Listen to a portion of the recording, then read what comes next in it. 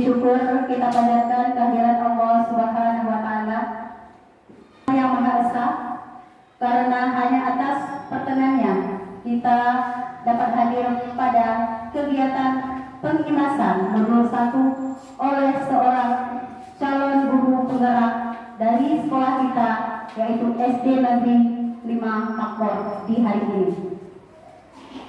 Salawat dan salam semoga senantiasa tercurah kepada Rasulullah Muhammad Sallallahu Alaihi Wasallam dan kepada keluarga beliau, para sahabat serta kaum muslimin dan muslimat yang senantiasa beristiqomah dalam menjalankan syariat Islam hingga akhir zaman nanti.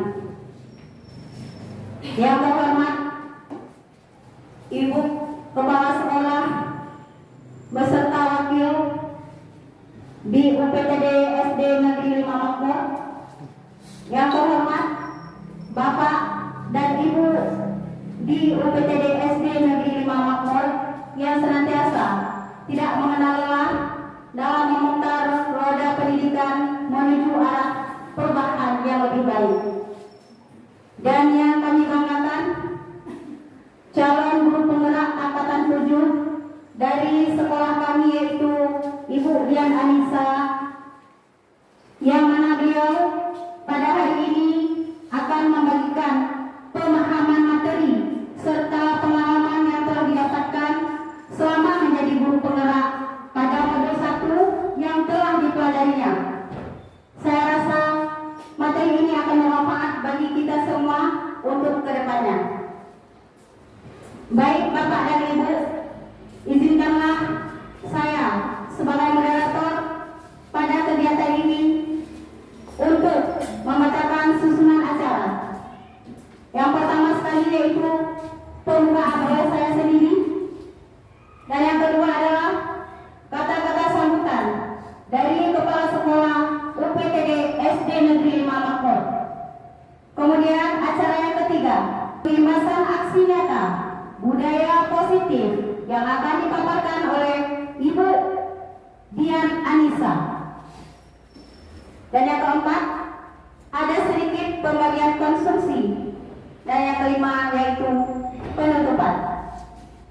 Demikian susunan acara pada hari ini. Untuk menghemat waktu, kepada Ibu Kepala Sekolah UPTD SD Makmur untuk menyampaikan kata-kata sambutannya. Kepada Ibu kami persilakan dengan segala hormat.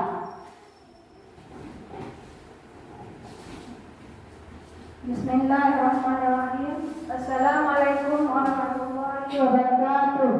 Waalaikumsalam warahmatullahi wabarakatuh. Alhamdulillahirabbil alamin.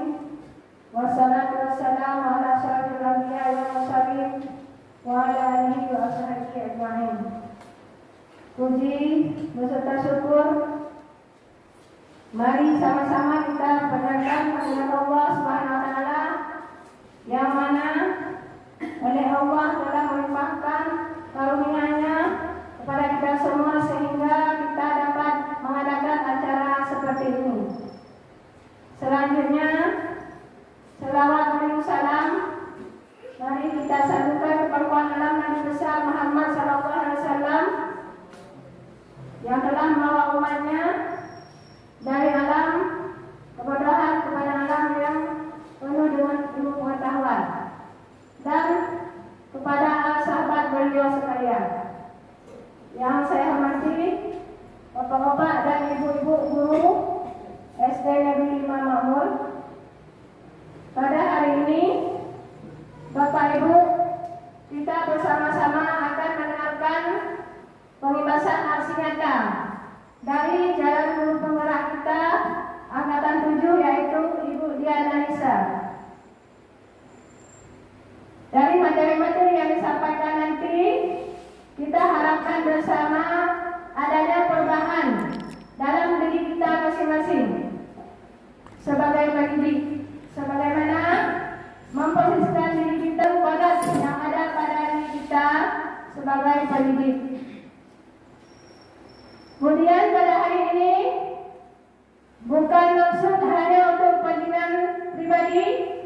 Untuk berdiri di sini hanya untuk kepentingan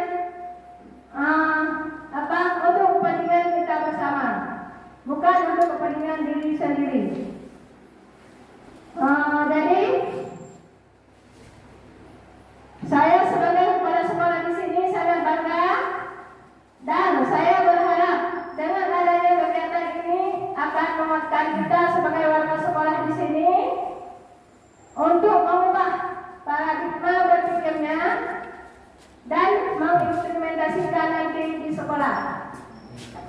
Dan semoga kedepannya insya Allah Ibu Dian Anissa ini akan menjadi guru penggerak yang sesungguhnya.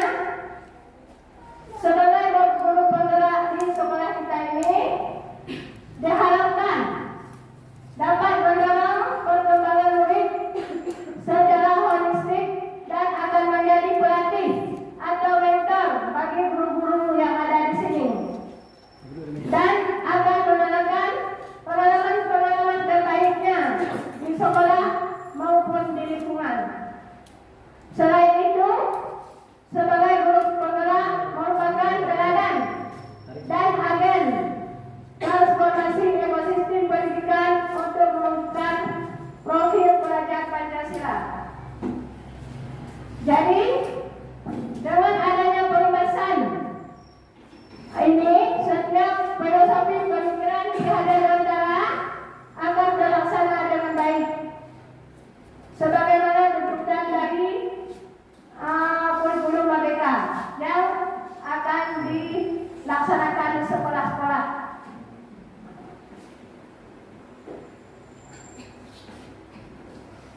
Saya berharap kepada Bapak Ibu di sini semua nanti akan dapat mengikuti seleksi calon guru penggerak semuanya.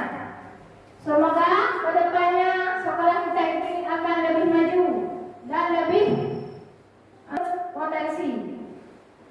Hanya ini saja yang dapat saya sampaikan.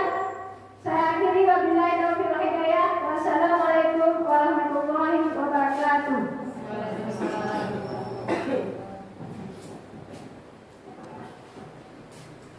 Terima kasih kita ucapkan kepada Ibu Kepala Sekolah yang telah memberikan sepatah dua kata untuk kita. Acara selanjutnya adalah acara inti, yaitu pengibasan aksi nyata budaya positif oleh pemateri kita yaitu Ibu Dian Anissa. Kepada Ibu Dian, waktu dan tempat dipersilakan. Saya sebagai moderator mohon undur diri. Kemudian jika ada kata-kata saya yang kurang berkenan, saya mohon maaf. Saya akhiri. Wabillahi taufiq wal hidayah. Wassalamualaikum warahmatullahi wabarakatuh.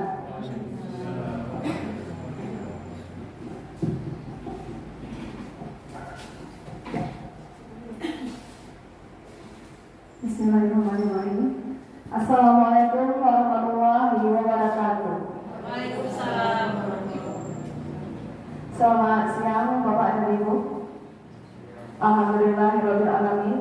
Kita semua masih diberikan kesempatan serta kesehatan dari Allah Subhanahu wa taala sehingga kita dapat berkumpul di ruang ini dengan keadaan selamat dan sentosa serta berbahagia.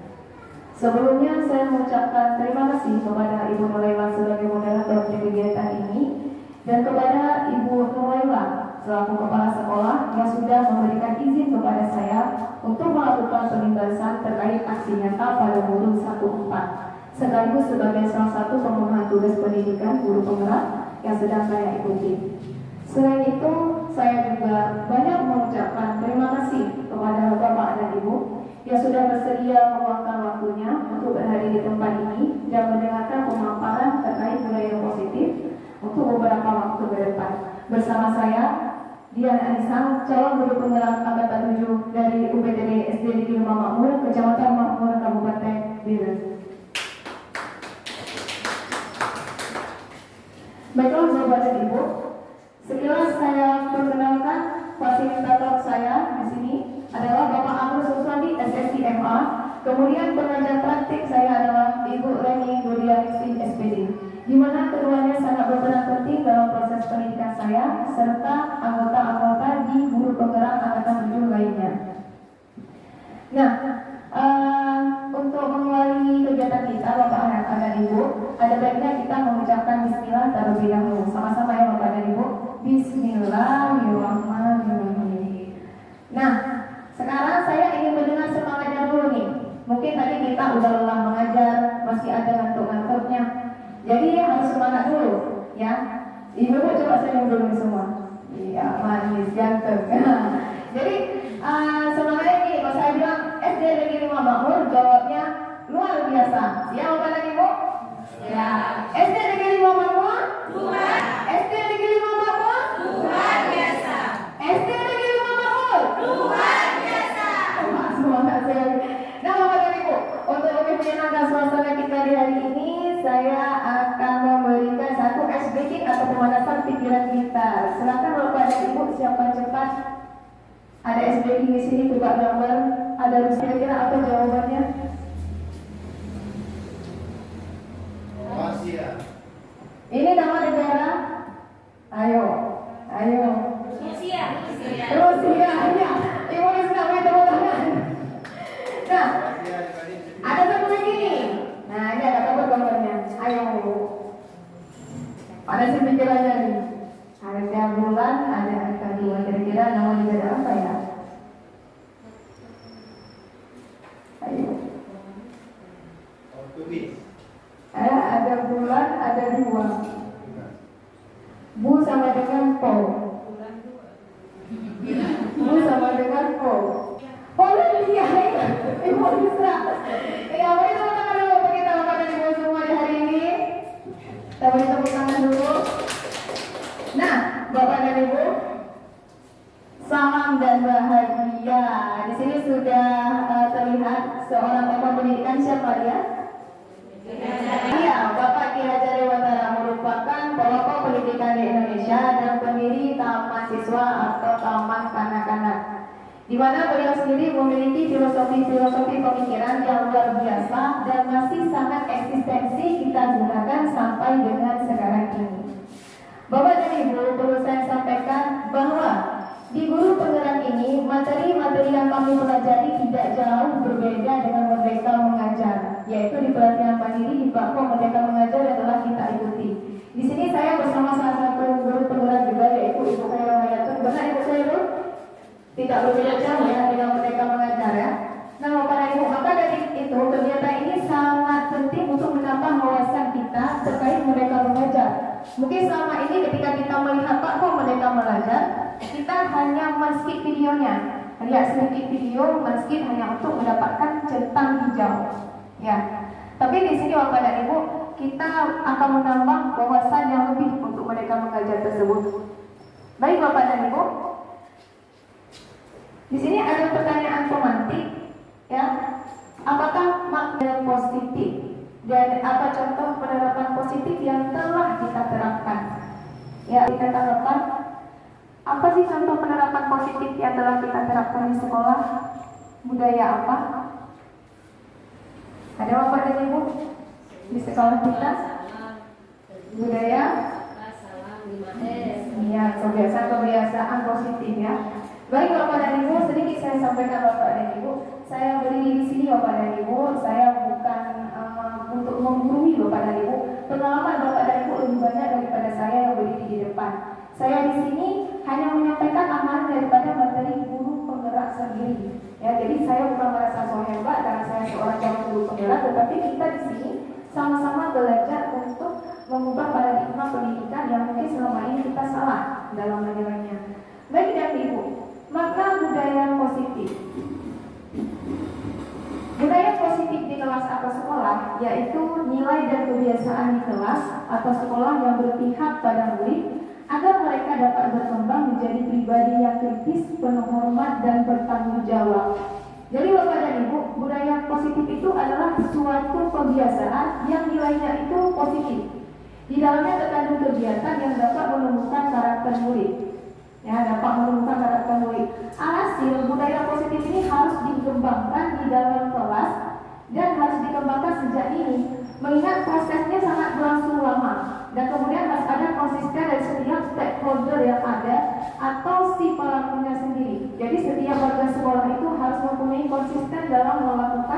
budaya positif. Nah, Bapak dan Ibu, bicara tentang budaya sekolah, kita harus mengetahui dulu apa definisi dari budaya sekolah. Budaya sekolah itu merupakan nilai-nilai dan keyakinan yang dibangun dalam jangka waktu yang lama, yang tercermin pada sikap keseharian seluruh komponen sekolah. Tadi kita sudah mendapatkan jawaban bahwa budaya-budaya positif di sekolah ada salam, senyum, sapa, dan ini sudah sangat familiar digunakan di sekolah-sekolah yang ada di Indonesia ini, Bapak dan Ibu. Kenapa? Karena kenyamanan dan ketertiban yang timbul daripada budaya positif ini, sehingga budaya positif ini konsisten diterapkan di sekolah-sekolah. Nah, Bapak dan Ibu, sementara itu, ya, contoh penerapan budaya positif kita sendiri di SD Negeri Makmur sudah kita lakukan, ya. Ada kegiatan membaca Asmaul Husna, kemudian ada pembacaan Yasin di tiap hari Jumat. Nah, ada juga pelaksanaan sholat duha, ada berzikir ketika akan masuk dalam kelas, dan ini senyum, salam, dan sapa. Ya Bapak Ibu, ini penerapan kegiatan kita selama ini ya. Ya. Nah Bapak dan Ibu, inilah budaya positif di sekolah kita, di mana kita menguatkan satu aset, yaitu agama. Mengapa agama? Karena Provinsi Aceh terkenal dengan Serambi Mekah dan julukannya sebagai kota syariat. Iya, makanya ini penerapan budaya positif kita. Nah Bapak dan Ibu, sekarang untuk menambah kamus budaya positif kita sebagai seorang guru, ada unsur-unsur utama dalam menunjang budaya positif tersebut. Unsur utama ini Bapak dan Ibu dapat menunjukkan visi dan misi sekolah kita bersama. Siap Bapak Ibu mendengar materi hari ini? Siap Bapak dan Ibu? Baik Bapak dan Ibu, budaya positif kita ada unsur yaitu perubahan paradigma belajar, disiplin positif, dan nilai-nilai kebajikan. Kemudian ada teori motivasi, hukuman dan penghargaan, serta restitusi. Yang ketiga ada kebutuhan dasar manusia dan dunia berkualitas. Kemudian ada restitusi, 5 posisi kontrol. Benar ya pengucapan saya ya, 5 posisi kontrol, benar ya? Benar Bapak dan Ibu? Benar. Kemudian ada keyakinan kelas, dan terakhir itu segitiga restitusi. Baik Bapak dan Ibu, dari 6 materi ini, yang mana kira-kira yang Bapak dan Ibu sudah sangat familiar mendengarnya? Dari 6 materi ini, yang sudah sangat familiar, oh aku sudah pernah mendengar ini. Gimana Bapak dan Ibu? Ada? Iya, di situ sudah sering mendengarnya ya. Ada sering mendengar. Dan kita sering mendengar bahwa hukuman. Nah, ini yang biasanya hukuman. Ya, seorang guru pasti tidak jauh dari kata-kata hukuman dan penghargaan. Nah, kita akan bahas Bapak dan Ibu, kita ikuti alurnya saja proses materi ini. Baik Bapak dan Ibu, latar belakang dari budaya positif adalah pendidikan adalah sebuah tuntunan dalam hidup dan tumbuh kembang anak. Setiap anak memiliki kekuatan dirinya sendiri, memiliki pengalaman dan kekayaan. Guru sebagai pamong dapat memberikan tuntunan agar anak dapat menemukan kemerdekaannya dalam belajar. Guru diharapkan memiliki nilai-nilai positif yang dibutuhkan untuk membentuk karakter pelajar Pancasila dengan memberi contoh dan melakukan pembiasaan yang konsisten di sekolah. Bapak dan Ibu, pendidikan Bapak dan Ibu bukan sesuatu yang menakutkan sebenarnya bagi anak. Bukan dengan teori yang banyak yang perlu dihafal dan dipelajari sehingga membuat anak itu pusing dan mungkin dia bisa botak karena saking banyaknya materi yang harus dihafal. Tetapi pendidikan adalah bagaimana membangun persemaian benih-benih kebudayaan di dalam masyarakat. Dan Ki Hajar, Bapak Ki Hajar Dewantara sendiri meyakini bahwa untuk menciptakan manusia Indonesia yang beradab, maka pendidikan menjadi salah satu kunci penting untuk mencapainya. Jadi pendidikan ini Bapak dan Ibu adalah ruang tempat berlatih dan tempat persemaian nilai-nilai kemanusiaan di dalam masyarakat. Nah, Bapak dan Ibu, inilah latar belakang budaya positif. Baik, tujuannya apa di hari ini? Tujuannya yaitu kita dapat mengetahui makna kontrol dari paparan teori kontrol Dr. William Glasser serta miskonsepsi yang terjadi di kehidupan sehari-hari, serta dapat menjelaskan perubahan paradigma stimulus respon kepada teori kontrol. Kemudian mengetahui makna disiplin positif dan mengamati penerapannya di lingkungannya, serta kaitan teori kontrol dengan tiga motivasi perilaku manusia. Yang terakhir, tujuan dari budaya positif adalah mengetahui pentingnya memilih dan menentukan nilai-nilai kebajikan yang akan diyakini dan disepakati seluruh warga sekolah, menjalankan segitiga restitusi sehingga telah tercipta sebuah budaya positif. Nah, ini tujuan dari budaya positif ya Bapak dan Ibu. Ya Bapak dan Ibu. Perubahan paradigma belajar. Bapak dan Ibu, saya pernah menonton YouTube, ya, masih segar diingatan pidatonya Bapak Menteri Pendidikan dan Kebudayaan, yaitu Bapak Nadiem Anwar Makarim di Hari Guru Nasional pada tahun 2019. Beliau mengatakan, pada pembelajaran yang merdeka, guru sebagai sumber belajar harus bertindak sebagai fasilitator pembelajaran. Artinya, guru harus memacu perkembangan dirinya untuk mengikuti perubahan zaman. Nah, jadi sekarang pertanyaannya, konsep perubahan paradigma belajar serta bagaimana seorang guru harus mengikuti pendidikan yang pesat, ya, di arus globalisasi ini. Ini Bapak dan Ibu, ada perubahan belajar yaitu berorientasi pada penguatan kompetensi dan pengembangan karakter yang sesuai. Jadi Bapak dan Ibu, untuk menumbuhkan penguatan kompetensi, ya, banyak cara yang dapat dilakukan seorang guru kepada muridnya. Nah, seorang guru dapat menjadi contoh teladan yang baik bagi muridnya. Seorang guru dapat membiasakan disiplin positif dan berakhlak mulia bagi murid-muridnya. Dan kemudian seorang guru juga dapat menerapkan model-model pembelajaran yang dapat membangkitkan keterampilan berpikir kritis muridnya. Nah, Bapak dan Ibu, inilah penguatan kompetensi bagaimana cara seorang guru untuk meningkatkan pengembangan karakter yang sesuai Pancasila pada murid. Kemudian pembelajaran berpusat pada murid. Bapak dan Ibu, sejatinya sebenarnya Merdeka Mengajar itu adalah pembelajaran yang berpusat pada murid, bukan pada gurunya. Konsepnya sederhana sebenarnya. Pembelajaran berpusat pada murid artinya murid yang lebih aktif daripada gurunya. Tapi selama ini kenyataan di lapangan, kita yang lebih aktif daripada murid kita sendiri. Ya, Bapak dan Ibu. Padahal Bapak dan Ibu, murid itu dapat kita berikan kebebasan untuk membangun sendiri pengetahuannya. Sekarang kita, ya, fenomena kita jarang menanyakan kepada murid kita, bagaimana sih pandangan kamu terhadap suatu hal? Ya, bagaimana pandangan kamu terhadap suatu pelajaran itu? Refleksi artinya. Jadi sebenarnya konsep sederhananya adalah murid itu kita berikan kebebasan membangun pengetahuan melalui informasi yang dia dapatkan. Ia dapatkan informasi, ia resapi, ia pikirkan, ia amati, sehingga pembelajaran itu bermakna bagi dirinya, bukan bagi gurunya semata-mata. Nah, jadi di sini Bapak dan Ibu, kita juga tidak dapat, ya, melihat satu hasil saja dari si anak, yaitu angka. Sekarang angka yang lebih tinggi dia pintar, angka yang lebih rendah dia tidak pintar, bukan Bapak dan Ibu. Semua ada proses. Setiap anak memiliki karakteristik yang berbeda-beda dan proses tumbuh yang berbeda-beda pula. Inilah pembelajaran yang berpusat pada murid. Yang kemudian kegiatan pembelajaran dilakukan di dalam kelas maupun di luar kelas. Generasi abad 21 Bapak dan Ibu adalah generasi milenial sebutannya.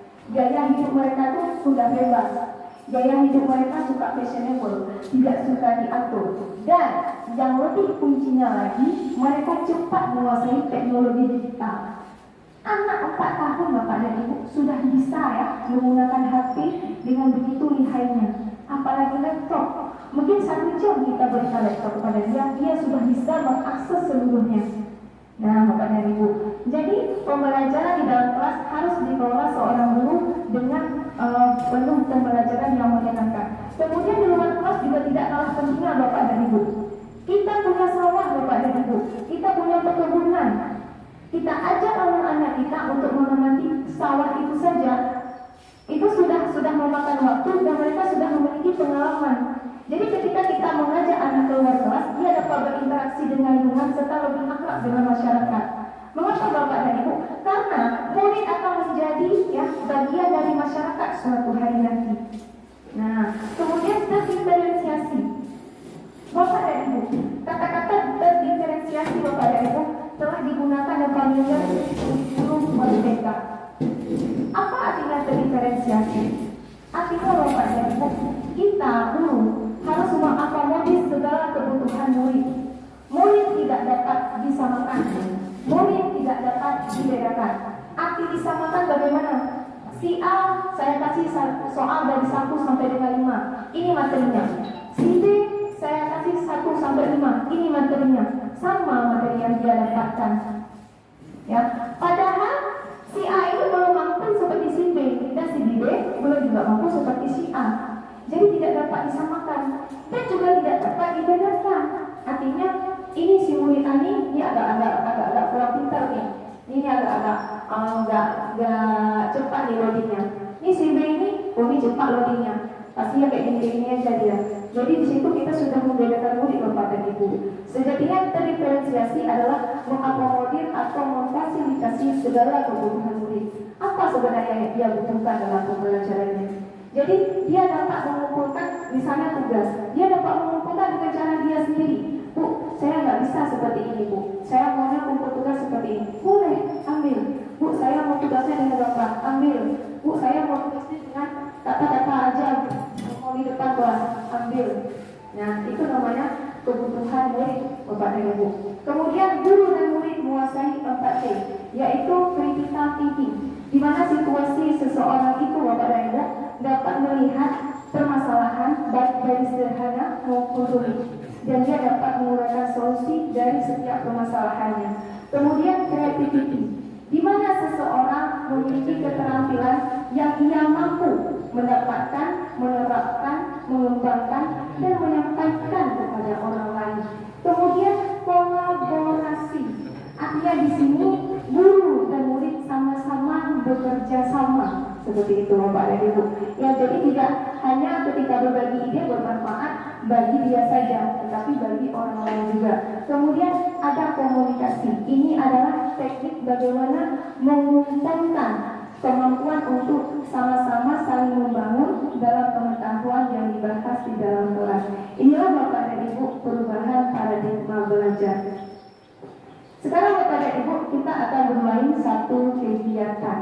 Ya, setelah perubahan paradigma kita belajar kita berubah, maka ada miskonsi juga harus berubah. Di depan Bapak dan Ibu sudah tersedia 2 kertas. Ya Bapak dan Ibu, silakan di atas meja Bapak dan Ibu sudah tersedia 2 kertas. Kakak boleh masuk kertasnya? Biasanya. Nah Bapak dan Ibu boleh menuliskan satu benda yang berharga, ya Bapak dan Ibu. Kalau tidak bawa pulpen, Bapak dan Ibu boleh genggam saja kertas tersebut, ya boleh genggam saja. Dan ingat, itu adalah sesuatu yang berharga bagi Bapak Ibu, dan tidak ada yang boleh mengetahui apa benda berharga tersebut. Ya, jadi saya akan mencoba untuk membujuk, merayu, mengancam, apa sajalah cara saya agar Bapak dan Ibu dapat membuka kepalan tangan. Jadi Bapak dan Ibu, silakan Bapak dan Ibu gambarkan di kertas tersebut apa benda yang berharga bagi Bapak Ibu dan Ibu kepalkan seperti ini. Silakan Bapak dan Ibu.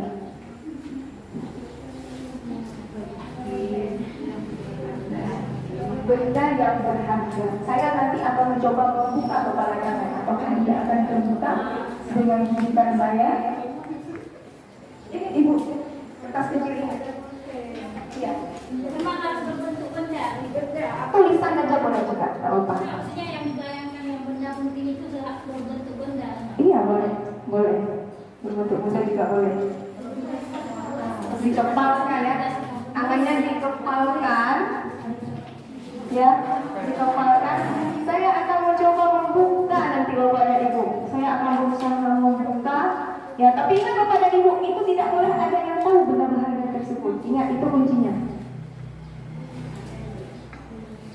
Benda, tapi nggak boleh kasih saya.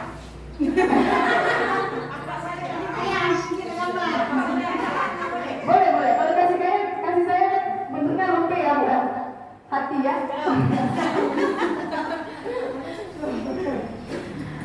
Sudah Bapak dan Ibu? Luka dulu. Sudah. Sudah? Sekarang dikepalkan Bapak dan Ibu. Masukkan ke dalam tangan Bapak dan Ibu. Sekarang dikepalkan. Jangan dibuka, jangan diberitakan kepada siapapun. Sekarang saya yang akan mencoba untuk membuka kepalan tangan tersebut. Sudah Bapak dan Ibu?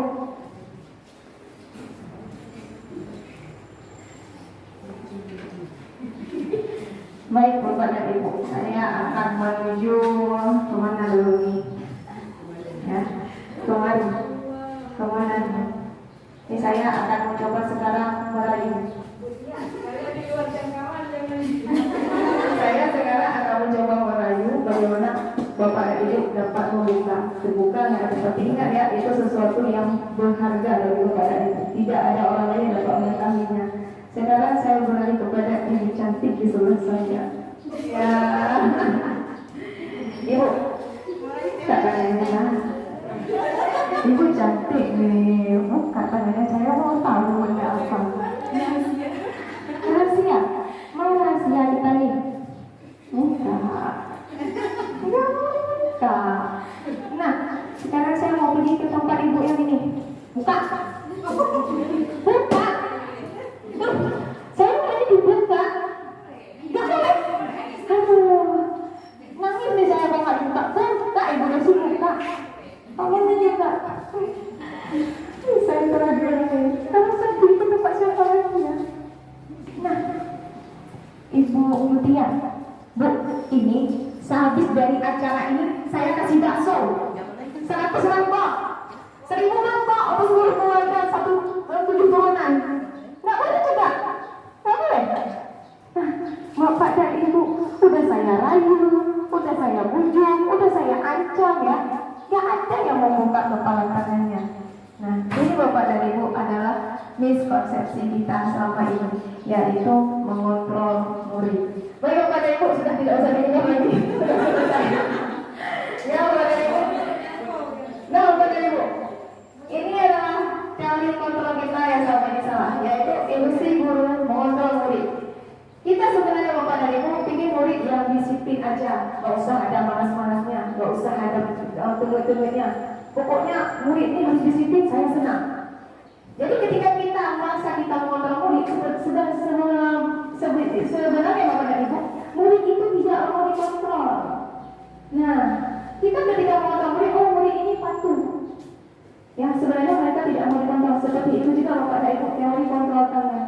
Ketika saya mencoba merayu, ya membujuk, sebenarnya mereka tidak mau membuka. Tetapi kenapa? Karena kita orang yang lebih dewasa daripada murid kita. Nah, inilah ilusi guru mengontrol murid. Ilusi itu adalah Bapak dan Ibu adalah konsep yang salah dari sebuah panca indera kita. Kita merasa ini benar, padahal ada kekeliruan. Yang kedua adalah ilusi bahwa semua penguatan positif efektif dan bermartabat. Nah, hari ini kerjakan tugas ini dari halaman 1 ini, nomor 1 sampai 10 kerjain. Besok masuk lagi.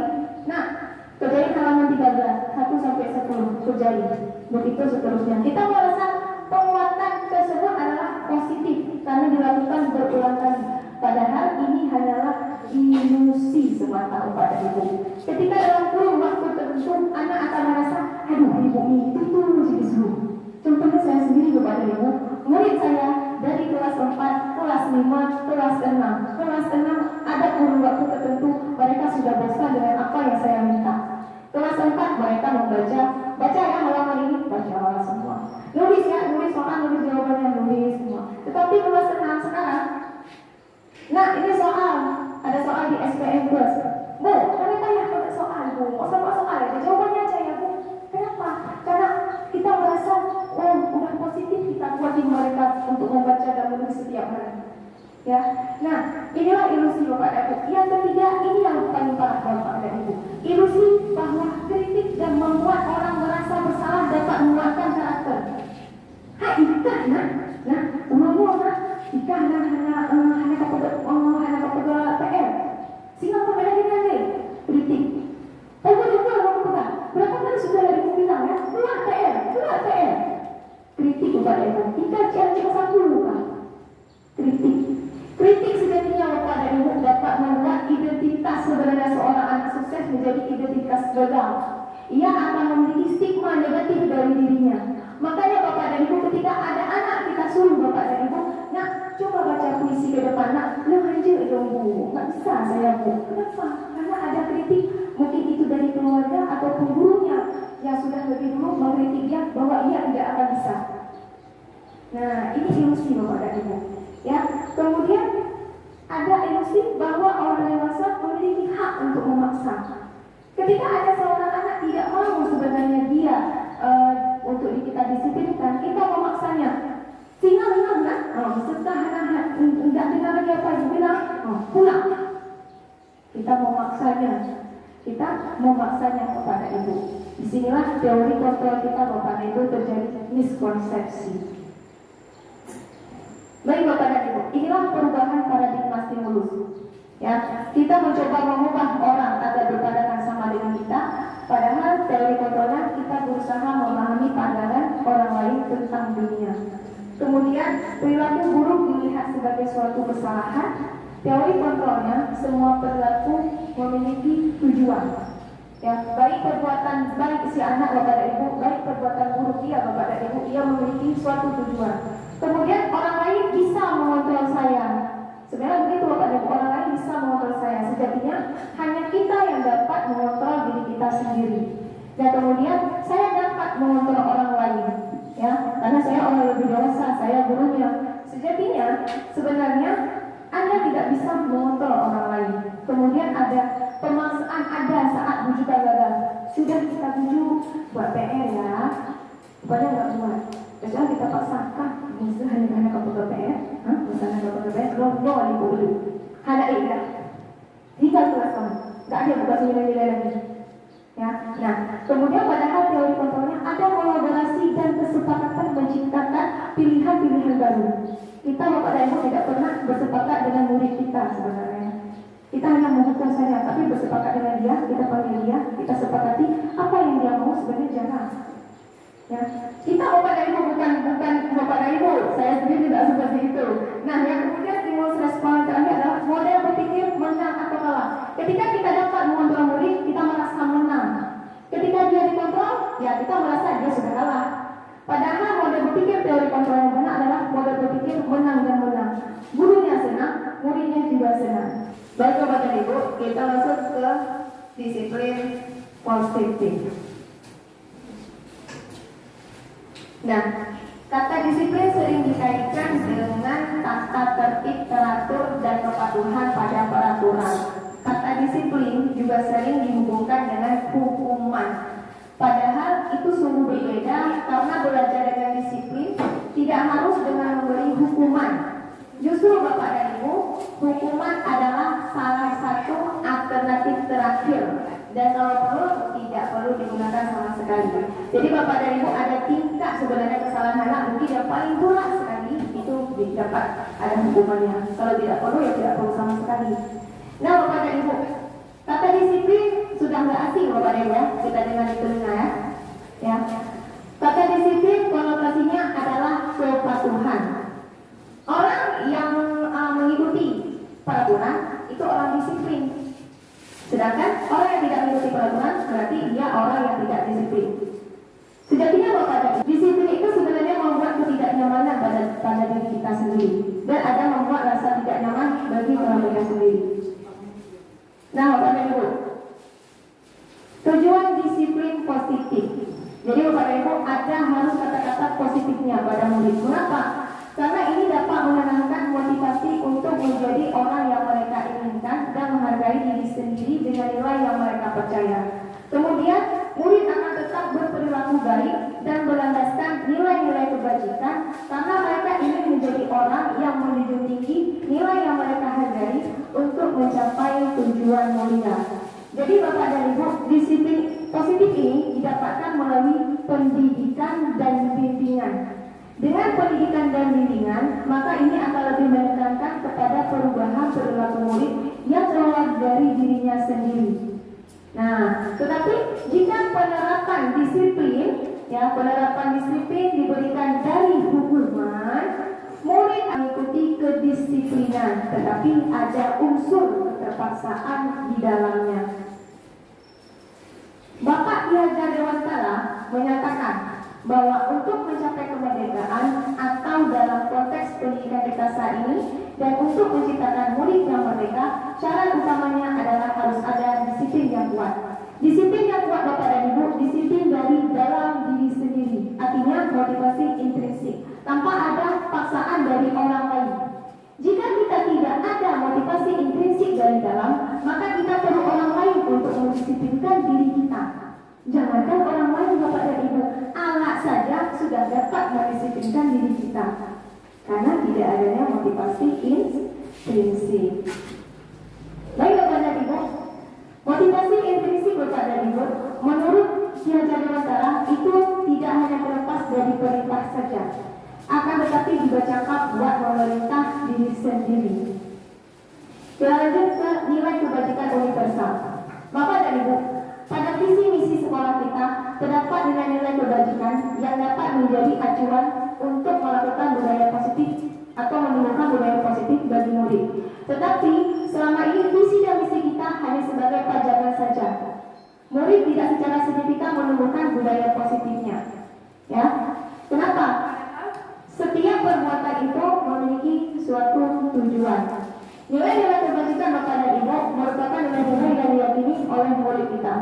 Ketika murid melakukan disiplin positif, artinya orang yang disiplin adalah orang yang bertanggung jawab, karena dia mendasarkan sesuatu atas keyakinan yang dimilikinya, atas hal yang dimilikinya. Inilah nilai-nilai kebajikan universal. Baik Bapak dan Ibu, di sini ada nilai kebajikan yang sudah disepakati dari setiap organisasi. Bapak dan Ibu, saya ingin Bapak dan Ibu mengidentifikasi apakah dari profil 1, 2, dan 3, apakah ini sudah terbentuk di murid-murid kita dan di sekolah kita. Di profil 1, Bapak dan Ibu, saya mau dibacakan, ada sukarelawan yang mau membaca? Ada? Coba Ibu Desi, enggak? Saya akan Bu Desi baca yang profil Pancasila 1. Profil Pancasila 1. Beriman, bertakwa kepada Tuhan Yang Maha Esa dan berakhlak mulia, mandiri, bernalar kritis, berkebinekaan global, bergotong royong, kreatif. Sudah ada semua Bapak dan Ibu di sekolah kita? Sudah tampil? Ada yang belum? Yang mana? Benar kritis. Iya, benar sekali Ibu Mbak. Benar kritis ini Bapak dan Ibu belum secara signifikan muncul Bapak dan Ibu. Padahal di visi misi sekolah kita ada tentang benar kritis. Kemudian di kedua Bapak dan Ibu, ya, saya tidak minta membaca lagi, diidentifikasi aja di mana yang sudah ada, yang belum ada aja. Di mana? Ini kita sepakati bersama. Percaya diri. Benar, saling berhubungan berarti ya. Dari benar kritis, percaya diri akhirnya. Sama-sama dua ini berhubungan dan bisa berkaitan Bapak dan Ibu. Di yang ketiga, coba Bapak dan Ibu identifikasi di mana yang ketiga itu yang belum terbentuk di sekolah kita. Di mana? Dermawan. Benar, dermawan. Masih ada dermawan yang kurang di sini ya. Nah, di keempat Bapak dan Ibu ini lebih ke petunjuk hidup, saya skip saja. Kemudian yang kelima ini berasal dari diri ya, ada suara hati sampai dengan empati. Kemudian di keenam, inilah Bapak dan Ibu proyek dari profil belajar Pancasila, mungkin dari kelas 1 dari kelas 4 dapat membuat acuan seperti ini, nilai-nilai kebajikannya. Nah, ini dari peduli sampai pengertian. Baik Bapak dan Ibu, kita lanjut ke materi kedua, yaitu teori motivasi, hukuman, dan penghargaan serta retribusi. Motivasi Bapak dan Ibu adalah aktivitas perilaku bekerja dari seseorang untuk usaha-usaha dia dalam memenuhi kebutuhan yang dia inginkan. Menurut James Boswell sendiri, ada 3 teori motivasi perilaku manusia. Yang pertama, motivasi eksternal. Ini berasal dari hukuman, Bapak dan Ibu. Ini motivasi eksternal itu motivasi dari luar. Jadi ada apa ya yang akan terjadi apabila saya tidak melakukannya? Ini karena adanya hukuman. Kemudian ada motivasi dari luar, yang masih berasal dari luar, yaitu eksternal, untuk mendapatkan imbalan atau penghargaan. Jadi ada seseorang yang berbuat itu, Bapak dan Ibu, motivasinya karena penghargaan. Ya, jadi dalam pikirannya berbicara, apa yang akan saya dapatkan apabila saya melakukannya. Nah, yang ketiga, teori motivasi perilaku adalah motivasi internal. Nah, ini adalah motivasi yang kita harapkan Bapak dan Ibu, yang tercermin dari diri kita dan murid-murid kita terutama. Dia akan menghargai dirinya sendiri. Saya akan menjadi orang seperti apa apabila saya melakukannya. Nah, ini Bapak dan Ibu. Nah, selanjutnya hukuman dan penghargaan. Bapak dan Ibu, pola pendidikan kita selama ini, koreksi jika saya salah Bapak dan Ibu. Pola pendidikan kita, ketika anak berbuat salah, kita akan memberinya hukuman agar anak tidak mengulangi kesalahannya lagi. Dan ketika ia melakukan hal yang benar, maka kita akan memberikan penghargaan ya atas apresiasi hal yang benar yang ia lakukan. Benar seperti itu? Benar? Nah, sejatinya Bapak dan Ibu, hukuman dan penghargaan sebenarnya sama-sama menghilangkan kreativitas, sama-sama mengurangi murid untuk mengatur dirinya sendiri. Nah, di sini Bapak dan Ibu ada salah satu cerita bagaimana seorang anak itu kurang menguasai pelajaran matematika. Boleh Bapak dan Ibu baca masing-masing? Ya, saya hanya intinya saja. Murid ini gagal Bapak dan Ibu, sehingga ketika dia disuruh maju ke depan, dia gagal. Bapak dan Ibu, jangankan murid Bapak dan Ibu, kita pernah berpikir nggak ketika kita meminta murid untuk maju ke depan, sebenarnya kita saja takut untuk maju ke depan. Ya Bapak dan Ibu, kita saja Bapak dan Ibu takut untuk maju ke depan berdepan, apalagi murid. Tapi kita memaksa murid kita, nanti ya, itu aja takut. Padahal juga kita berada di depan sekarang, berbicara depan orang banyak. Mungkin kita ada contoh, ada tanah masih gembur, kita contoh balik, kita yang tanam diri. Nah, seperti itu Bapak dan Ibu. Jadi sudah dibaca Bapak dan Ibu? Sudah? Sekarang Bapak dan Ibu, apakah kita setuju dengan tindakan Pak Seno terhadap si Ipa tadi? Ya, tidak. Tidak. Mengapa? Karena setelah Pak Seno bukan menyelesaikan masalah, malah menambah masalah bagi siswa itu. iya, malah tambah masalah bagi si siswa yang bernama si Ipa. Dia gagal, dia makin gagal, akhirnya ditertawakan, dan ini akan menimbulkan kepribadian buruk bagi si Ipa sendiri. Dia akan ada stigma negatif, dia tidak akan melakukan apa-apa. Nah, Bapak dan Ibu, dihukum oleh penghargaan. Banyak Bapak dan Ibu, ya, orang tua ataupun guru, ketika anak berbuat salah, menghindari yang namanya hukuman, ganti dengan rujukan atau hadiah. Nah, padahal Bapak dan Ibu, saat kita berulang kali menjanjikan hadiah kepada anak agar berperilaku bertanggung jawab, kepada murid agar murid tersebut mempelajari sesuatu, atau kepada seorang karyawan, nah, agar melakukan pekerjaan yang berkualitas. Sebenarnya kita sedang berasumsi mereka tidak dapat melakukannya, atau mereka tidak memilih untuk melakukannya karena tidak adanya penghargaan.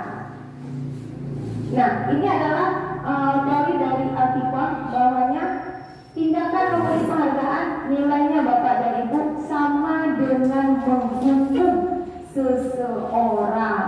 Jadi kita selama ini kalau memberikan penghargaan sama dengan menghukum seseorang. Wah, ibu dia ngomong apa nih? Dia banyak kasih penghargaan apa pula ngomong kayak gitu?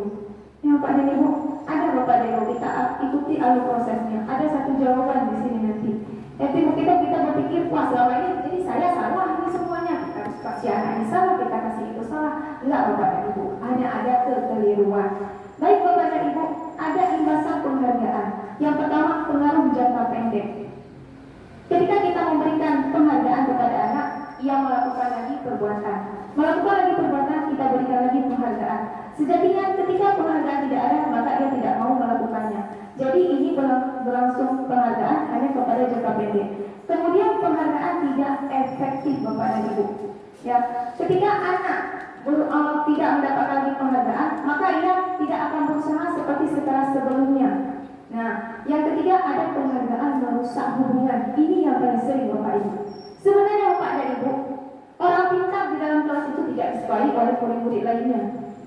Nah, ya, sebenarnya kalau kita memuji anak yang sering mendapatkan nilai 1, ya, rankingnya tinggi, maka anak yang lain itu akan merasa iri dan merasa tidak senang dengan murid tersebut. Inilah namanya penghargaan yang merusak hubungan. Murid dan murid merusak hubungannya, apalagi murid dan gurunya. Nah, kemudian penghargaan mengurangi ketepatan. Jangan sampai Bapak dan Ibu kita memberikan penghargaan kepada anak. Ini loh upah hasil jerih payah kamu dalam bekerja. Jadi kita menerapkan pembelajaran pada masa kolonial masih. Ada kerja kerasnya, ada upahnya. Kemudian penghargaan menurunkan kualitas dan penghargaan mematikan kreativitas. Bapak dan Ibu, ketika murid diberikan penghargaan, maka dia akan ada sindrom penghargaan kepada dirinya sendiri. Ya, jadi ketika kita memberikan soal kayak gini aja, udah enak nih soalnya sama aku. Ya, ibu nggak aku dapat 100 aja, ibu kasih penghargaan untuk aku. Jadi dia sudah turun kualitas kreativitasnya Bapak dan Ibu. Ia akan terjebak dalam kemampuan itu saja kemampuannya. Dia tidak akan meningkatkan keterampilan atau kreativitasnya lagi. Karena toh ada penghargaan. Nggak aku buat lebih pun aku ada penghargaan. Seperti itu. Kemudian penghargaan yang menghukum. Bapak dan Ibu pernah tidak melihat sosok murid kita ketika kita sudah memberikan rapor, ada sosok murid yang memang sedih wajahnya. Kenapa? Karena terhukum. Dia merasa aku pasti ranking terakhir, aku pasti yang paling terendah, aku pasti yang paling bodoh di antara teman-temanku. Inilah adanya penghargaan yang menghukum. Nah, penghargaan yang paling tepat adalah apa? Motivasi dari dalam diri. Penghargaan adalah menghargai diri sendiri. Bapak dan Ibu, murid yang memiliki motivasi dari dalam diri sendiri, ia tidak akan terkecoh dengan yang namanya penghargaan. Mau ada penghargaan, mau tidak ada penghargaan, ada guru yang awasi, tidak ada guru yang mengawasi, ia akan bekerja sebaik mungkin menurut versinya sendiri. Baik Bapak dan Ibu.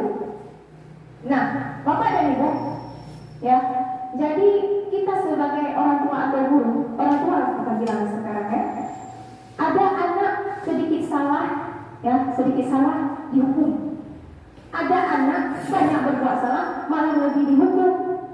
Nah, ada juga orang tua yang biarkan anaknya ya mau buat apa aja ya udah terserah. Ini membiarkan anak menjadi kurang ajar. Wah, jadi serba salah nih. Kita hukum salah, kita tak hukum salah. Nah, Bapak dan Ibu, ada jawabannya. Ada cerita Bapak dan Ibu. Ini tabel ya Bapak dan Ibu, ada hukuman dan konsekuensi. Saya kasih satu cerita ilustrasi. Coba lihat hukuman itu bagaimana ciri-cirinya dan konsekuensi. Ceritanya seperti ini. Seorang anak umur 7 tahun makan es krim, jatuh es krimnya. Datang si ayah, geplak, kena nampak terus kepalanya, tutup terus kepala si anak tersebut. Bodoh sekali, es krim aja bisa jatuh dari tangan kamu. Nah, gimana kamu pegang es krim? Jatuh kan es krimnya? Nah, ini Bapak dan Ibu adalah hukuman. Ya, hukuman. Sifatnya satu arah, tidak mendengarkan penjelasan si anak. Nah, kemudian juga berupa fisik atau psikis. Sudah fisiknya terpukul, malah dilontarkan kata-kata yang menyerang psikis si anak. Sedangkan setelah bapak ini melihat anaknya menangis, maka ia mengatakan, nah sudah jangan nangis lagi, ambil pel, ya, pel. Kemudian kamu ingat, jangan makan es krim selama 2 bulan. Tidak boleh makan es krim 2 bulan. Ya kan, kata bapaknya. Anaknya jawab, ya, nggak makan es krim selama 2 bulan. Ini konsekuensi Bapak dan Ibu. Sudah terencana, sudah tersepakat. Jadi Bapak dan Ibu, sejatinya konsekuensi memang yang membuat anak untuk lebih bertanggung jawab. Ada konsekuensi itu akibat langsung dari perbuatannya. Tetapi hukuman Bapak dan Ibu hanya melihat satu sisi saja dari si anak, yaitu kesalahan. Nah, di sini Bapak dan Ibu saya akan membagikan kuesioner Baikkan boleh. Ya. Ini hukuman atau konsekuensi?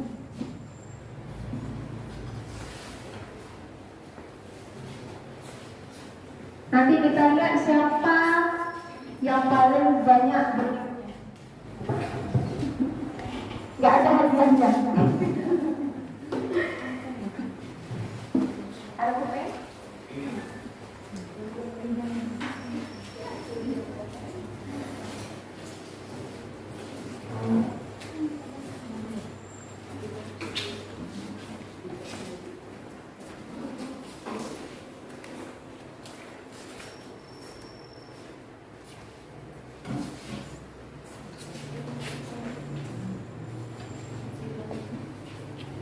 Berapa menit kira-kira Bapak dan Ibu? 2 menit, siap?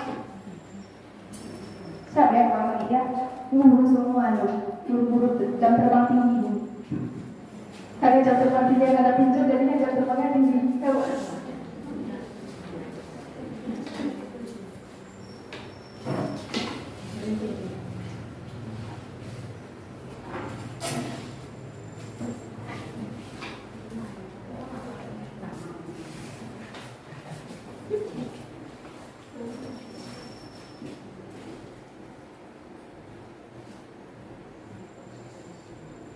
Ayo Bapak dan Ibu, ini hukuman atau konsekuensi dari setiap pernyataan ini.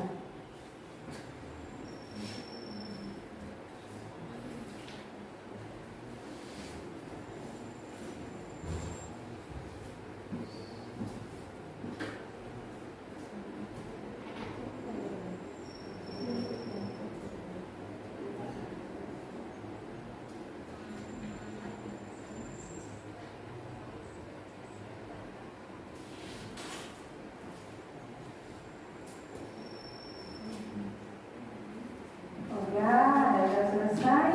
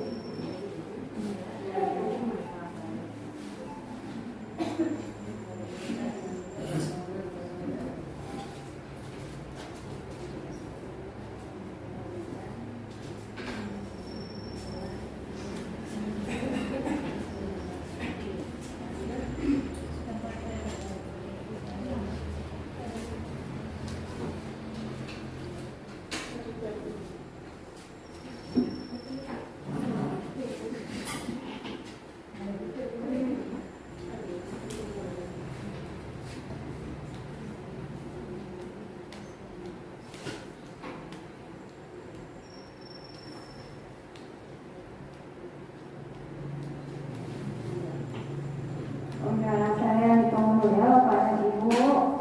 10, 9, 8, 7, 6. Cepat Bapak, cepat Bapak. 5, 4, 3, 2, 1,5. 1,5. Biasa kalau orang tinggal ini panik ya, karena aku gak panik ya. 1,5. 1. Sudah selesai Bapak dan Ibu. Silakan tukarkan jawaban Bapak dan Ibu bersama teman terdekatnya. Silakan Bapak dan Ibu.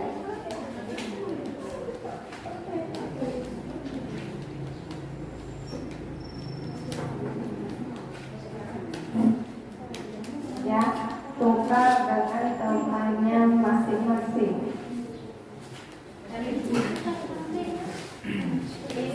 Nah, karena kalau pembelajaran seperti ini enak ya, pemahaman murid ya, siap seperti ini sekilas saja tukar-tukaran.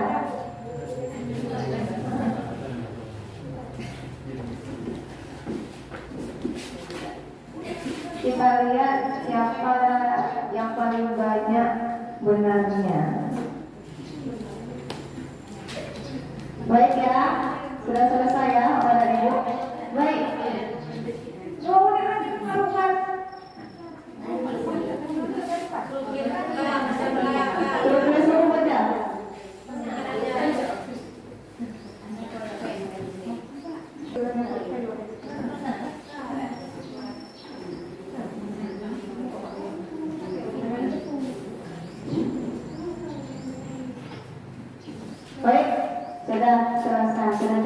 teman-temannya. Kita lihat sekarang jawabannya.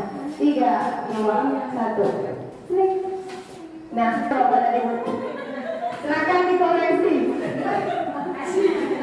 Ini silakan dikoreksi Bapak dan Ibu. Nomor 1 mencatat 100 kali dalam satu kalimat itu adalah kebutuhan. Silakan Bapak dan Ibu.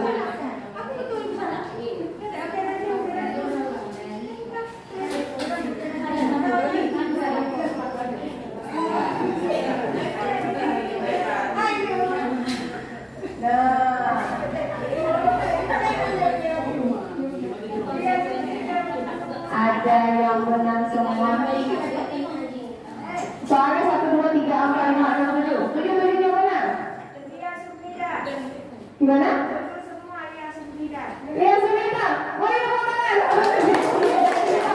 Luar biasa. Langsung membedakan yang mana konsekuensi. Luar biasa.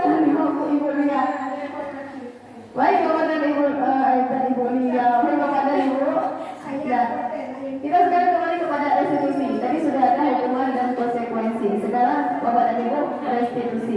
Restitusi adalah proses menciptakan kondisi bagi murid untuk memperbaiki kesalahan mereka sehingga mereka dapat kembali pada kelompok mereka dengan karakter yang kuat. Jadi di sini Bapak dan Ibu, restitusi ini menjadikan murid untuk memulaikan solusi sendiri dari setiap kesalahannya, bukan dari kita, tapi dari murid itu sendiri. Baik, ciri-ciri restitusi Bapak dan Ibu bukan untuk menebus kesalahan, namun untuk belajar dari kesalahan. Kedua, memperbaiki hubungan. Ketiga, tawaran, bukan paksaan. Kita menawar nanti kepada murid Bapak dan Ibu. Keempat, restitusi menuntut untuk melihat ke dalam diri. Kelima, mencari kebutuhan dasar yang mendasari tindakan. Keenam, yaitu cara yang paling baik untuk memperbaiki diri. Kemudian restitusi fokus pada karakternya, bukan tindakan salahnya. Kedelapan, restitusi fokus pada solusi. Yang kesembilan, restitusi mengembalikan murid yang berbuat salah pada kelompoknya.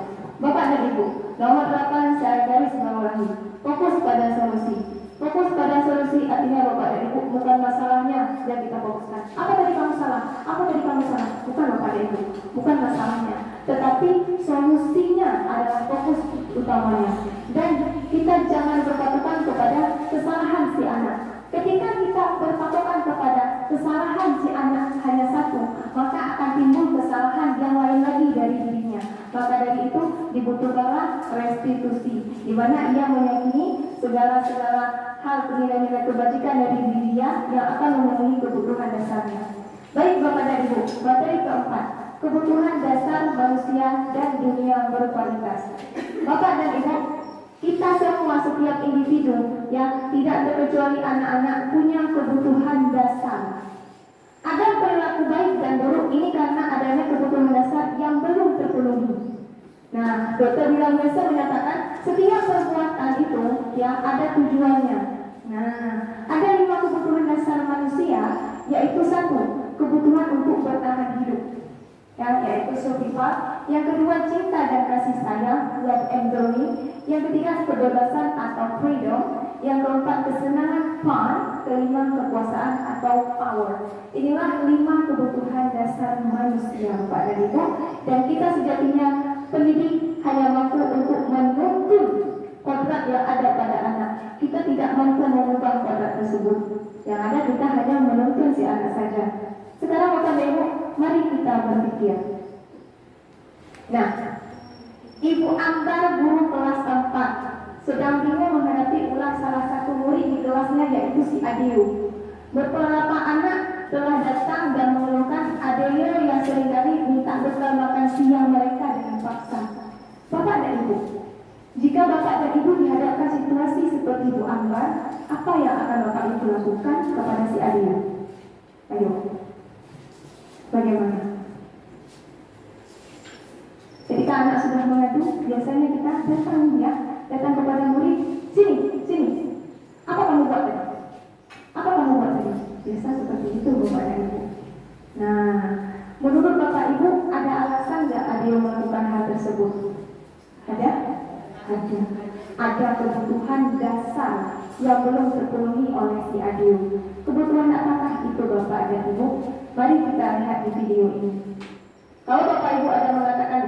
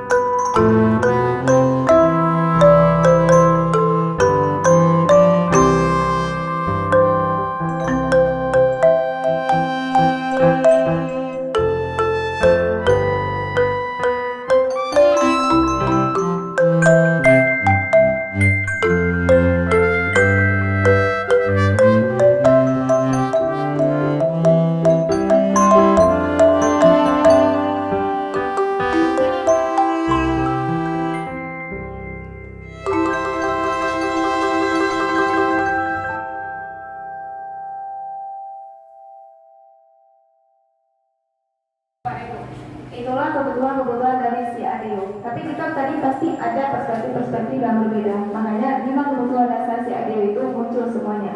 Bapak dan Ibu, kita semua punya dunia yang berkualitas. Baik itu berisi pasangan ketika kita mendapatkan seorang tambatan hati, ketika kita mendapatkan seorang anak, ketika kita mendapatkan seorang pekerjaan. Kita punya dunia yang berkualitas Bapak dan Ibu, yang dapat membuat kebutuhan dasar kita terpenuhi. Nah, dunia berkualitas Bapak dan Ibu. Tetapi Bapak dan Ibu, ceritanya Dr. William Lestari menyebutnya seperti semacam abu kutu. Jadi Bapak dan Ibu, sekarang saya tanya sama Bapak dan Ibu. Bapak dan Ibu ingat nggak apa-apa saja kejadian dari waktu Bapak dan Ibu kecil sampai dengan Bapak dan Ibu SMA? Semuanya ingat? Enggak semua ya. Nah, inilah Bapak dan Ibu dunia berkualitas kita. Hanya sedikit yang teringat, ya, dan tidak secara signifikan dan tidak banyak. Nah, ya Bapak dan Ibu, seperti lato-lato Bapak dan Ibu. Lato-lato itu masa saya belum ada Bapak dan Ibu, ya, belum ada. Memang enggak ada permainan seperti itu. Tetapi ketika kita bertanya kepada orang yang lebih tua dari kita, yang seperti di sini ada Ibu Jual, ada Ibu Asana, kita tahu Ibu ya, lato-lato ya. Karena permainan ini adalah permainan orang tua lebih dari kita zaman dahulu. Dan ini orang tua ketika kita tanyakan lato-lato pasti teringat. Kenapa? Inilah dunia berkualitasnya sejak kecil. Nah, dari kecil. Baik Bapak dan Ibu, kita flashback sedikit. Jadikan kita ke masa saat kita berada di bangku sekolah. Pernahkah kita berada dalam situasi di mana Bapak atau Ibu dipaksa melakukan sesuatu yang bertentangan dengan keinginan, tetapi mengapa tetap melakukannya? Silakan Bapak dan Ibu, kita flashback kembali. Pasti ada satu pikiran ketika kita di bangku sekolah, kita terpaksa melakukan sesuatu. Ada Bapak dan Ibu? Ada. Pasti kita ada terpaksa melakukan sesuatu ketika berada di bangku sekolah. Maka kita tidak inginkan. Nah, itulah Bapak dan Ibu. Ada kebutuhan dasar kita sebenarnya belum terpenuhi. Nah, agar anak-anak kita sekarang, murid-murid kita sekarang itu mendapatkan dunia berkualitas dari kecilnya, ya,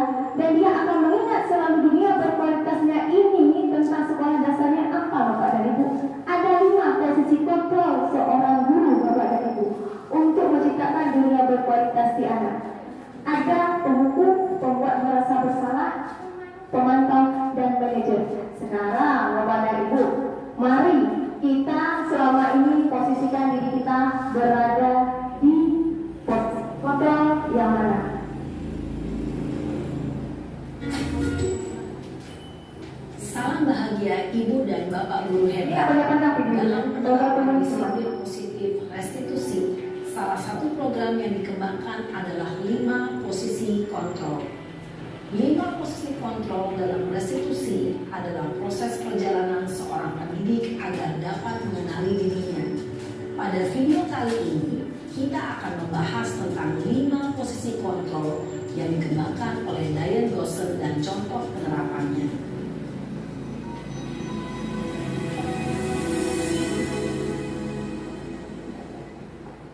5 posisi kontrol itu adalah 1. Posisi penghukum. 2. Posisi pembuat merasa bersalah. 3. Posisi teman. 4. Posisi pemantau atau monitor. Dan 5. Posisi manajer. Untuk lebih memahami kelima posisi tersebut, mari kita saksikan kasus Naren yang terlambat hadir 20 menit di sekolah dan melihat bagaimana kelima posisi kontrol dalam menghadapi masalah tersebut.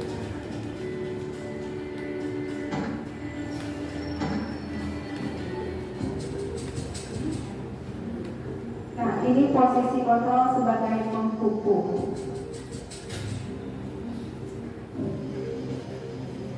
Naren! Sini kamu! Selamat pagi, Bu. Selalu terlambat. Kamu deh, pasti terlambat. Maaf, Bu. Saya Apa? Apa coba? Alasan kamu apa lagi? Belum bicara Kapan sih kamu tidak terlambat? Malas sekali ya kamu jadi anak. saya Dasar pemalas. Gak kapok-kapok sih kamu. Sudah berapa kali terlambat? Sana, kamu keliling lapangan basket 2 kali. kenapa saya harus keliling lapangan basket, Bu? Kenapa? Kamu melawan ibu. Berani-beraninya jawab. Sudah terlambat, masih berani jawab enggak? Sekarang, keliling lapangan basket 5 kali sekalian. Biar kapok. Cepat. Pergi sana ke lapangan basket. penghukum Bapak dan Ibu. Ya.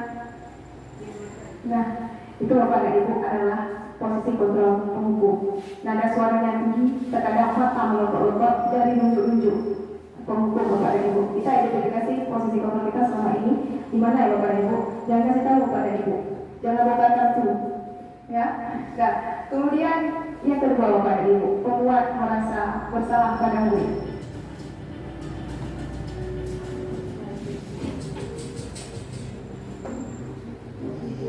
Ada setiap perbedaan Bapak dan Ibu di posisi kontrol ini. Naren!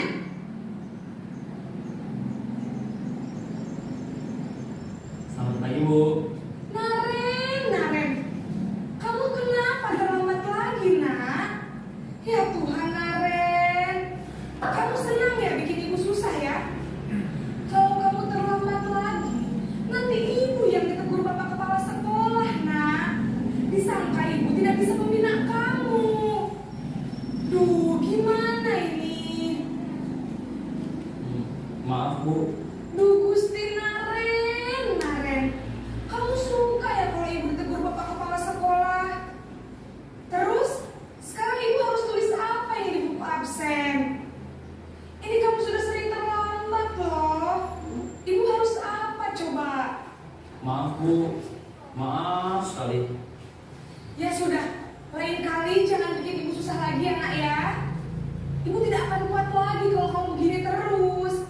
Bisa jantungan kalau ibu tegur bapak kepala sekolah. Sana cepat ke kelas. Maaf ya, Bu. Maaf sekali.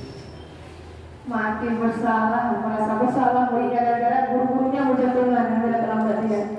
Nah, mari Bapak dan Ibu, inilah membuat rasa bersalah, ya. Saya tidak baca lagi, saya skip saja. Yang ketiga, posisi teman.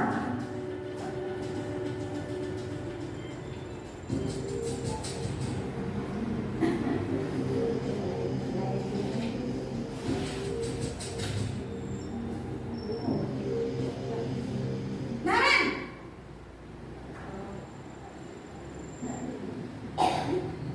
Selamat pagi, pagi Bu.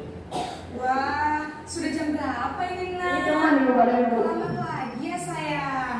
Iya Bu, habis ibu saya lupa bangunkan saya Bu. Kamu malah menyalahkan ibu kamu. Kamu bukannya anak yang larinya paling kencang. Kok terlambat sih? Iya Bu, saya memang terlambat bangun tadi. Jadi biarpun saya lari kencang, tetap gak kekejar Bu. Sama-sama cengeng ya sekarang. Nanti lain kali larinya lebih kencang lagi ya. Biar gak terlambat lagi. Bikin senang ibu. Demi ibu. Bisa kan? Bisa lah Bu. Ya sudah, sana masuk kelas. Ibu beresin urusan absen kamu. Kamu ini ada-ada saja.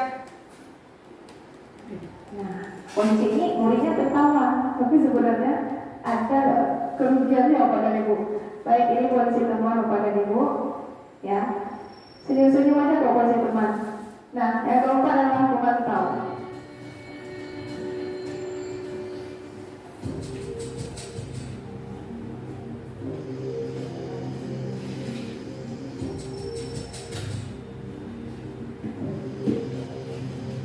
Naren!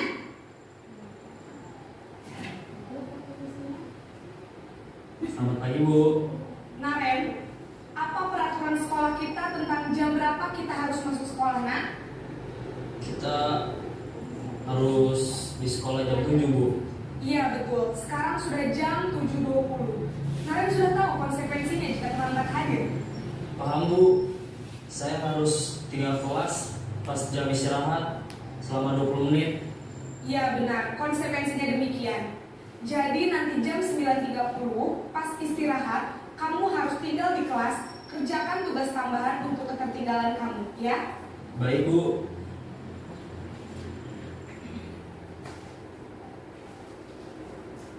Nah, itu memantau Bapak dan Ibu. Ada konsekuensinya di situ. Dan gurunya terus memantau perkembangan muridnya dalam menjalankan bertanggung jawabnya. Sekarang terakhir posisi manajer. Ini adalah posisi yang diharapkan Bapak dan Ibu dari institusi.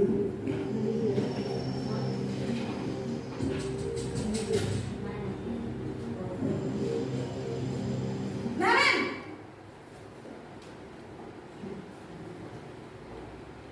Selamat pagi Bu. Selamat pagi, Naren.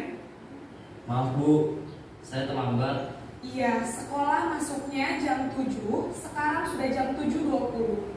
Jadi sekarang bagaimana ini, Naren? Maaf Bu, saya lupa setel alarm saya semalam. Baiklah, menurut kamu, keyakinan sekolah yang mana yang perlu kamu tingkatkan? Menghargai diri sendiri dan orang lain mungkin ya Bu.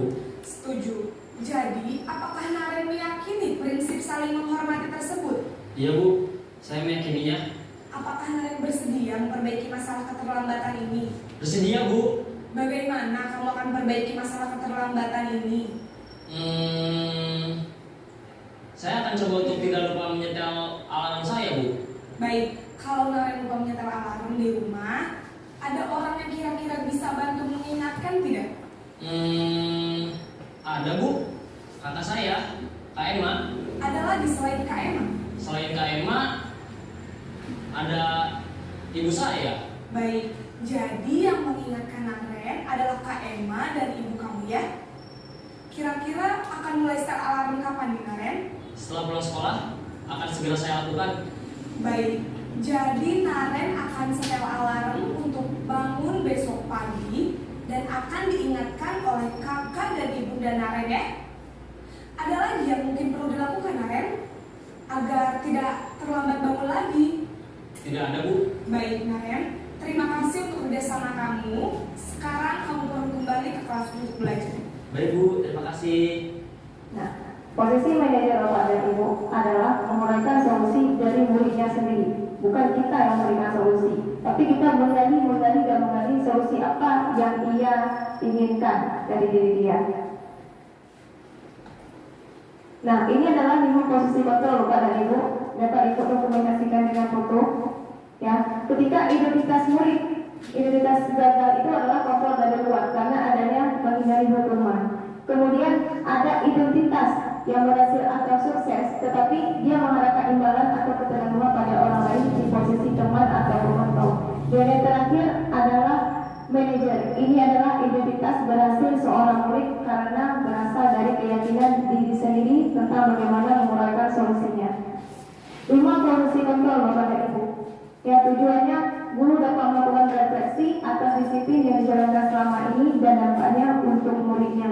Kemudian dapat menegakkan disiplin restitusi di posisi manajer. Minimal pemantau Bapak dan Ibu. Kalau kita tidak dapat sebagai manajer, minimal sebagai pemantau saja. Kemudian dapat menganalisis secara kritis, reflektif dan terbuka atas pengembangan diri. Tadi Bapak dan Ibu sudah mengidentifikasi Bapak dan Ibu selama ini kita berada di posisi mana? Sudah? Sudah ya? Di posisi mana kita selama ini? Mungkin posisi manajer jarang sebenarnya kita gunakan. Bagi dalam Bapak dan Ibu, keyakinan kelas. Bapak dan Ibu, untuk menumbuhkan budaya positif di sekolah dan untuk menumbuhkan motivasi intrinsik dari dalam diri si anak, maka dibutuhkanlah keyakinan kelas. Ini adalah murid-murid saya dan ini adalah penerapan keyakinan kelas yang sudah dijalankan di kelas 6. Mengapa harus keyakinan kelas? Yang pertama Bapak dan Ibu bersifat lebih abstrak daripada peraturan yang lebih rinci dan konkret. Kemudian yang kedua berupa pernyataan universal. Ada kebajikan di dalamnya, ada cita-cita dan tujuan yang diharapkan. Yang ketiga, senantiasa dibuat dalam bentuk positif. Kemudian yang keempat, bersedia ditinjau ulang dari waktu ke waktu. Ini tidak saya jelaskan lagi Bapak dan Ibu. Yang terpenting adalah kita harus tahu mengapa harus keyakinan kelas bukan peraturan kelas ataupun data tertib. Nah, tujuan pembelajaran adalah dapat menganalisis pentingnya memiliki keyakinan sebagai fondasi dan arah tujuan. Kemudian kita juga dapat menjelaskan proses pembentukan dari peraturan beralih ke keyakinan kelas. Karena keyakinan kelas Bapak dan Ibu kita sepakati bersama-sama dengan murid. Kemudian dapat berpikir kritis, kreatif, reflektif dan terbuka dalam menggali nilai yang dituju. Nah, aturan keyakinan kelas Bapak dan Ibu. Yang pertama, Bapak dan Ibu ya, untuk membuat keyakinan kelas tidak terlalu banyak, jadi mudah dipahami oleh semua warga kelas. Dan kemudian sebaiknya diterapkan di lingkungan tersebut. Jadi jangan kita ambil keyakinan kelas harus menguasai IT. Ini tidak cocok dengan lingkungan kita Bapak dan Ibu. Yang kemudian semua warga kelas hendaknya ikut berkontribusi dalam pembuatan keyakinan kelas. Nah, ini adalah prosedur pembentukan keyakinan kelas Bapak dan Ibu. Ya, kita bercurah pendapat tentang peraturan kelas, kemudian mencatat semua masukan-masukan, kemudian susun keyakinan kelas sesuai prosedur. Jadi kita ganti kalimat Bapak dan Ibu. Kalimat negatif kita adalah jangan. Sebenarnya kata-kata jangan itu pasti dilakukan. Jangan berlari di kelas atau koridor. Kalimat positifnya berjalanlah di kelas atau koridor. Itu lebih aktif Bapak dan Ibu. Nah, kemudian setelah curah pendapat selesai dari murid-murid, kita tinjau kembali ya bersama-sama. Jadi ada 3 atau 7 keyakinan kelas yang terbentuk. Kemudian murid akan menandatangani keyakinan kelas tersebut dan dapat diletakkan di sini seperti itu Bapak dan Ibu. Sudah ada tanda tangan ya di kelas kami, sudah ada tanda tangan dan mudah dilihat semua warga kelas. Baik Bapak dan Ibu, ini contoh penerapan keyakinan kelas yang sudah terbentuk. Ya, di minggu pertama kita memberikan pemahaman dulu kepada murid tentang keyakinan dan kesepakatan kelas. Kemudian wali kelas bisa membimbing dan memberikan post-it kepada murid seperti yang saya berikan tadi kepada Bapak dan Ibu. Dan murid dapat menuliskan sekian kelas yang diyakininya. Kita hanya membimbingnya saja Bapak dan Ibu. Kemudian kita mempersiapkan keyakinan kelas yang telah disusun ya untuk ditempelkan ke depan. Nah, ini suasananya aktif sekali Bapak dan Ibu. Kemudian kita membuat keyakinan kelas bersama murid dengan rapi dan ditempelkan di dinding agar terlihat oleh seluruh murid. Yang terakhir adalah guru dan murid menandatangani keyakinan kelas yang telah disusun dan diharapkan keyakinan kelas ini dapat diterapkan secara berkelanjutan. Ini Bapak dan Ibu adalah respon murid. Senang dengan keyakinan kelas. Keyakinan kelas saya dapat menilai perilaku baik maupun buruk untuk diri saya. Keyakinan itu adalah motivasi saya untuk meraih cita-cita. Keyakinan kelas saya terbiasa untuk disiplin dengan positif. Baik, Bapak dan Ibu, itu respon murid terkait keyakinan kelas yang telah kami susun. Nah, sekarang apakah keyakinan kelas itu hanya ditanyakan saja atau sifatnya sementara? Dan jika ada keyakinan kelas yang dilanggar, apakah murid harus dihukum atau dibiarkan begitu saja gurunya?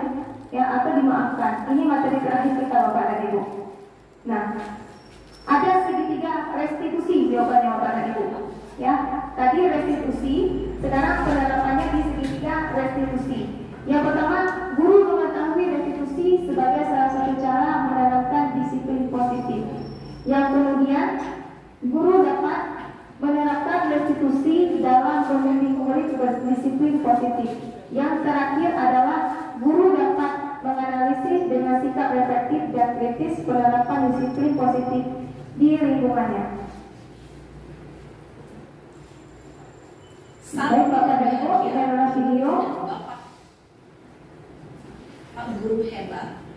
Pada video Sedikit Bapak Ibu ya, ini cuma video terakhir. tentang salah satu program disiplin positif yang diterapkan di lingkungan sekolah yang dikenal dengan nama restitusi.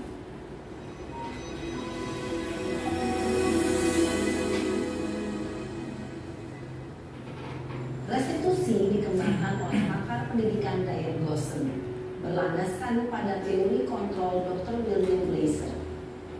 Segitiga restitusi adalah suatu proses dialog yang dijalankan oleh guru atau orang tua agar dapat menghasilkan murid yang mandiri dan bertanggung jawab. Pada saat guru di posisi manajer, aspek yang dikembangkan pada murid adalah motivasi intrinsik, sehingga penanaman nilai-nilai kebajikan dapat tumbuh dan berkembang menjadi suatu kebiasaan positif yang akhirnya membentuk karakter murid. Proses dialog ini terdiri dari 3 langkah yang digambarkan pada ketiga sisi pada segitiga restitusi. Sisi pertama adalah menstabilkan identitas. Sisi yang kedua adalah validasi tindakan yang salah. Dan sisi yang ketiga adalah menanyakan keyakinan. Ibu dan Bapak Guru, berikut ini akan ditunjukkan bagaimana seorang guru berada dalam posisi manajer menggunakan penerapan segitiga restitusi.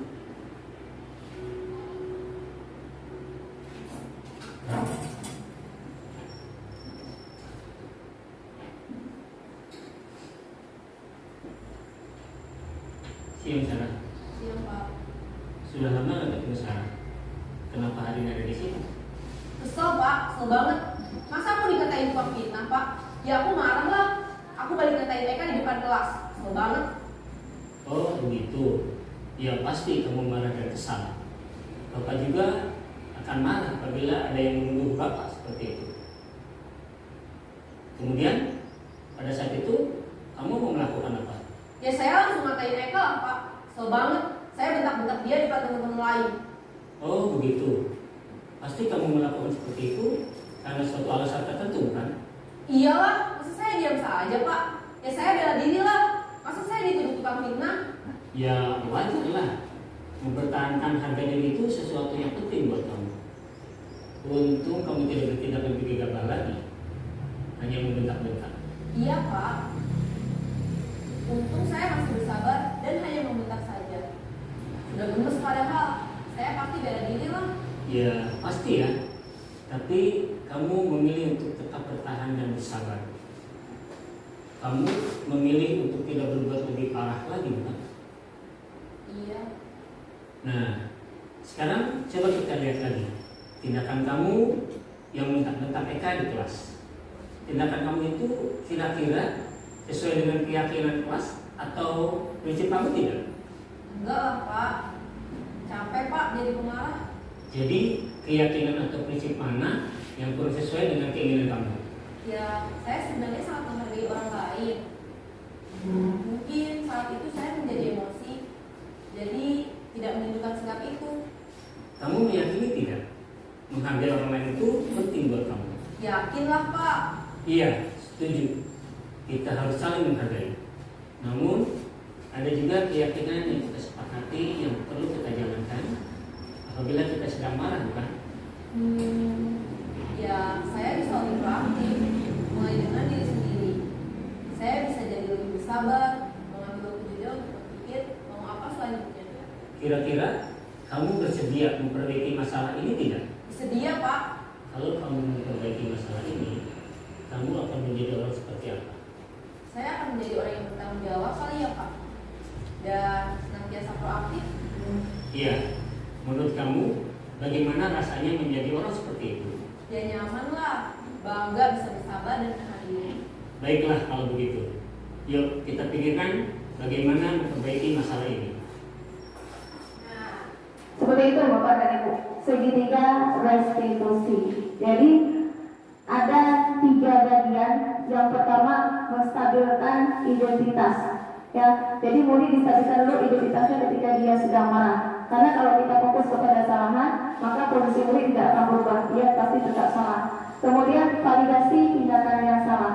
Kita harus memahami karakteristik murid terlebih dahulu. Apa kebutuhan dasar yang perlu dipenuhi oleh murid tersebut. Sebagai guru, kita hanya menuntun programnya. Yang terakhir adalah menanyakan keyakinan. Kita tadi sudah memuat keyakinan kelas. Ketika murid melanggar, maka kita tanyakan keyakinan kelas yang sebenarnya, ya, Bapak dan Ibu. Nah, apa keyakinan kelas yang sudah disepakati bersama? Jadi solusi-solusi dari murid, Bapak dan Ibu, bukan dari gurunya sendiri. Ini adalah contoh penerapan restitusi yang sudah diterapkan, ya Bapak dan Ibu, yang sudah saya terapkan. Mungkin selama ini kita menjalankan restitusi Bapak dan Ibu, tapi tahapan-tahapannya kurang sempurna. Hanya menanyakan alasan kenapa kamu buat salah, tapi tidak dengan solusi dari si anak sendiri. Nah, ini contoh penerapan restitusi yang sudah diterapkan Bapak dan Ibu. Ini ada respon murid, tidak saya mainkan lagi ya. Nah, baik Bapak dan Ibu, alhamdulillah akhirnya kita sudah berada di penghujung kegiatan penyebaran aksi modul 1/4. Semoga Bapak dan Ibu materi hari ini dan kegiatan hari ini bermanfaat bagi kita semua dan membawa berkah. Mari kita akhiri dengan alhamdulillah Bapak dan Ibu. Alhamdulillahirabbil alamin. Baik Bapak dan Ibu, saya sangat berterima kasih atas antusias Bapak dan Ibu yang telah mengikuti kegiatan dari awal hingga akhir. Dan saya mohon maaf sekali jika ada sikap, tindakan atau perilaku yang salah. Kita sama-sama belajar Bapak dan Ibu. Sejatinya guru walaupun sudah mengajar, ia tetap harus belajar. Saya akhiri Bapak dan Ibu dengan sebuah pantun. Hari Senin bersih-bersih, ya. Pasang bendera biar berkibar. Cukup sekian dan terima